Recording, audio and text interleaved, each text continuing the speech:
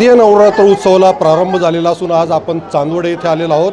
चांदवड येथे आपण पाहू शकतात का या ठिकाणी 400 वर्षाहून अधिक हे जुनं मंदिर आहे। हे स्वयंभू या ठिकाणी रेणुका देवीची ही मूर्ती आहे। या ठिकाणी आपण पाहू शकतात का कशा पद्धतीने फुलांनी या ठिकाणी सजावट करण्यात आलेली आहे। या ठिकाणी देवीचं जे तर ते आकर्षक रूप या ठिकाणी आपल्याला पाहायला मिळत आहेत।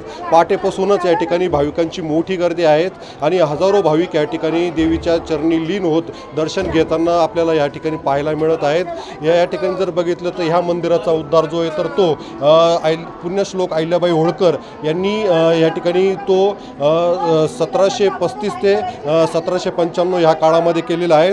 आणि या ठिकाणी जर बघितलं तर चांदवड येथील रंगमहालापासून देवीचा सोन्याचा मुखवटा आणि आभूषण असलेले जे काही सुवर्ण आहे तर या ठिकाणी त्याची दररोज पालखी काढण्यात येते आणि ही पालखी जी तर ती या ठिकाणी येणार आहेत आणि या ठिकाणी घटस्थापना जी तर ती करण्यात आलेली आहेत आणि दररोज या ठिकाणी 40 ते 50 हजार भाविक दर्शनासाठी येणार आहेत। या ठिकाणी डॉक्टरांचं पथकसुद्धा तैनात करण्यात आलेलं आहे। तसंच या ठिकाणी भाविकांच्या सुरक्षेसाठी 48 कॅमेरे CCTV कॅमेऱ्यांची कडी नजर राहणार आहेत। त्याचबरोबर या ठिकाणी पोलिसांचा सुद्धा या ठिकाणी तगडा बंदोबस्त ठेवण्यात आलेला आहे। उमेश पारिक, TV9 मराठी, चांदवड, नाशिक।